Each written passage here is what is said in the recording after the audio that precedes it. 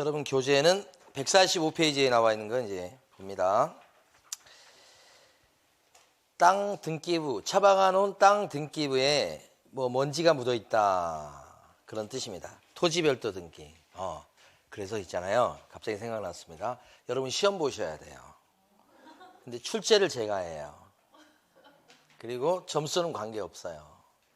대신 답안이 나와 있는 페이지 수를 가르쳐 드릴 거예요. 그러니까 예를 들어서 토지 별도 등기란 무엇입니까? 주관식입니다. 객관식 아닙니다.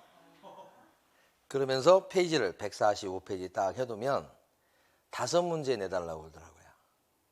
145페이지 가서 토지 별도 등기인데 거기 읽어가지고 적당한 걸 베끼시면 돼요. 오픈북이죠, 당연히. 이제 좀 얼굴이 펴시지시네. 그러니까 이 페이지 수 가르쳐 드리면 거기 있는 거 적당한 글귀를 제가 베낄 만한 글귀가 있는 페이지를 갖다가 정해서 5문제를 내서 그래서 이제 추중해 주기로 했어요. 그럼 아마 토요일 정도에 아마 여러분한테 이렇게 시험지가 나갈 거예요. 그럼 집에 가셔서 베껴가지고 일요일 날 제출하시면 일요일 날 채점을 해가지고 여러분 시험 봤다 이렇게 하시면 되는 거예요.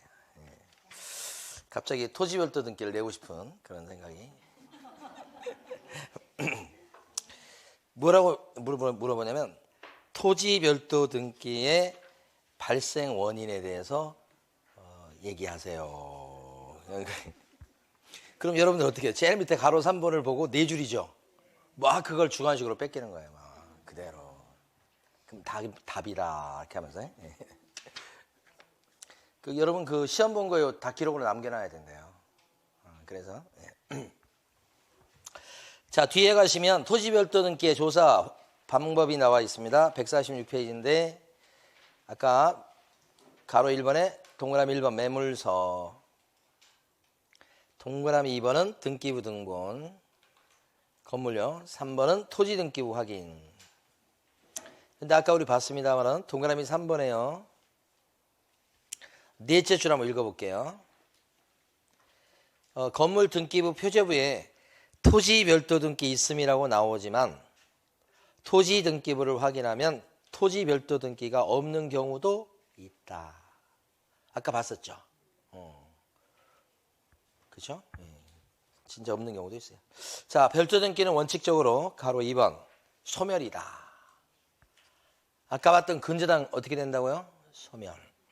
착각하시면 안 되는 게 이걸 낙찰받게 되는 낙찰자 C는 요 사람 그 채권을 낙찰 받으신 분이 물어준다고 생각하시면 안 됩니다. 인수하는 게 아니고 낙찰 대금을 내면 그걸로 끝이에요. 낙찰 대금 배당금에서 힘 닿는 데까지 받아갈 뿐인 거지 요 사람한테 낙찰자가 물어주는 게 아니에요. 그러니까 그 공부하신 분들 중에 보면 어떤 얘기를 많이 하냐면 빚이 막 많이 있을 때 빚을 낙찰받은 사람이 낙찰받고서 물어준다고 자꾸 생각하시더라고. 그래서 제일 첫 시간에 제가 하자가 뭐가 있습니까? 그랬을 때 하자 중에 빚 많은 거요. 이게 거의 대답으로 나오거든요. 빚 많은 것은 하자가 될 수 없어요. 오히려 더 좋으면 좋았지. 그래서 빚이 많더라도 배당금을 낙찰받고 내면 거기서 힘 닿는 데까지 받고 받으면 받고 못 받으면 못 받고 끝나는 거예요. 그러니까 그런 빚이 많은 것은 하자가 될 수 없다 이렇게 말씀드린 거예요. 그래서 원칙은 소멸이죠. 다만 오른쪽 페이지 가시면 예외적으로 인수되는 것들이 있는데 인수되는 것 중에서요. 거기 첫 줄에 보시면 지상권 등 용익물권이라고 나와요. 지상권.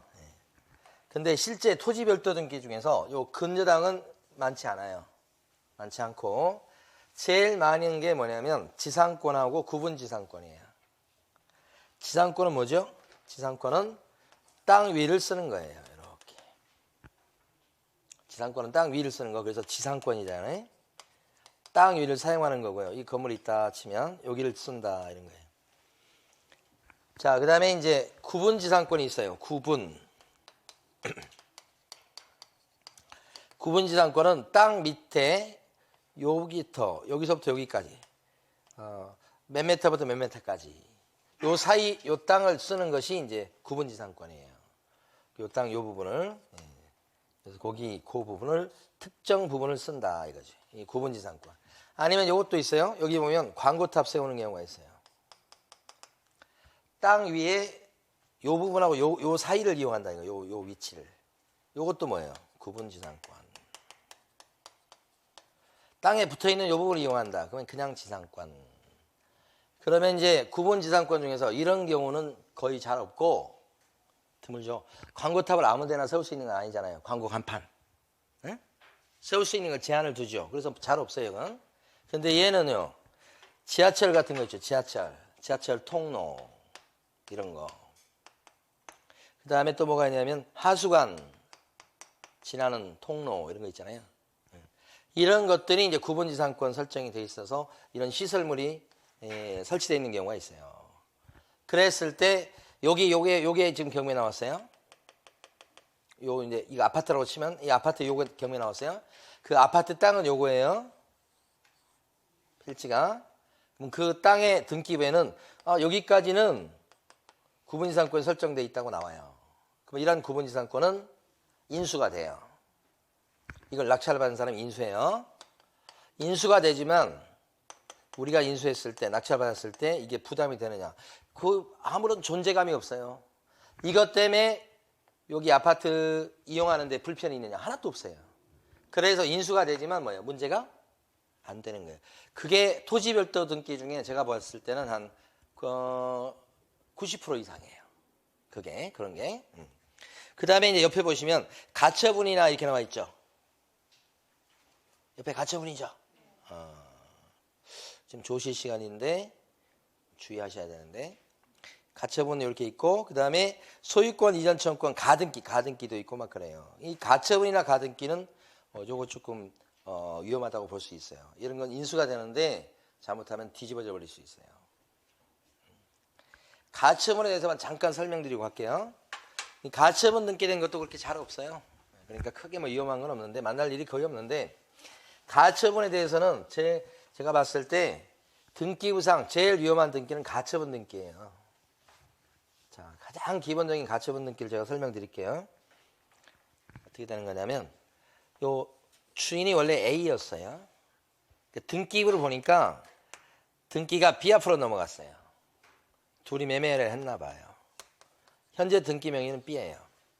근데 A 입장에서 가만히 보니까 이걸 돈 받고 팔았는데 알고 보니까 사기당한 거예요. 워낙 싸게 팔았어요. 속아서 판 거예요. 그러니까 이 사람은 뭐예요? 등기를 다시 가져오고 싶어요. 이렇게. 그러면 등기 넘어갔는데 사기당한 걸 이유로 해서 이 계약을 취소하면서 가져와야 될 텐데 그러면 A는 B를 상대로 해서 뭐예요? 야 사기다 사기. 이렇게 소송을 해서 이기면 승소 판결이 날 거고 승소 판결 나면 그 판결 난 거에 따라서 말소하라 그럴 거거든요. 그래서 이때 제기하는 소송이 이전 등기된 거에 대한 말소 청구 소송이에요. 이 소송이 없애달라고 하는 말소해달라고 하는 소송이란 말이에요. 그래서 이겼어요. A가. 그럼 판결 난 것 같고 그 다음에 어떻게 해 이제 등기를 가져오면 돼요. 그래서 말소 등기를 하게 되죠. 그러면 다시 찾아가는 거예요. 근데 소송에서 A가 반드시 이깁니까? 질 수도 있잖아요. 지게 되면 여기서 패소가 있게 되면 그냥 B 등기가 유효해서 이 사람 소유권자인 거예요. 그러니까 이것은 뒤집어질 수도 있고 B가 그대로 소유권자가 될 수도 있고 그런 거죠. 재판 결과에 따라 왔다 갔다 하는 거죠. 그런데 혹시라도 이겼다고 됐을 때 문제는 그 사이에 B가 이걸 갖다가 C한테 팔아먹으면 등기가 이제 C 앞으로 넘어갔을 거 아니에요. 이렇게 됐을 때는 나중에 소송 중에 이겨도 가져오려고 했을 때 말이에요. 못 가져옵니다. 이 사람에서 못 빼뜨려 와. 그러면 이기면 뭐하냐 이 말이에요. 이길지 못 이길지도 모르지만 이겨봤자 여기까지 가버리면 못 빼뜨려 오거든요.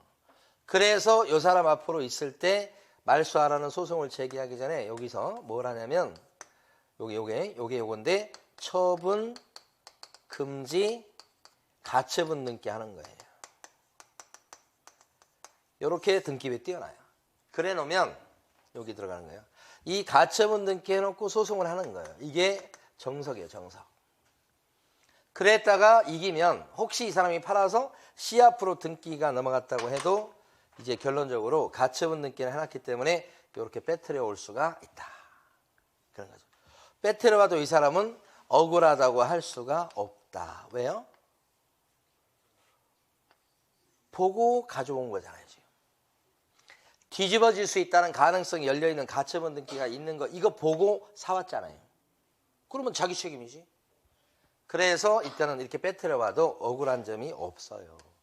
그러니까 이렇게 돼 있는 것은 사면 안 되는 거예요. 위험한 거예요. 이게 가처분 등기예요. 그러니까 가처분 등기는 이렇게 뒤집어져 버릴 수 있다는 거죠.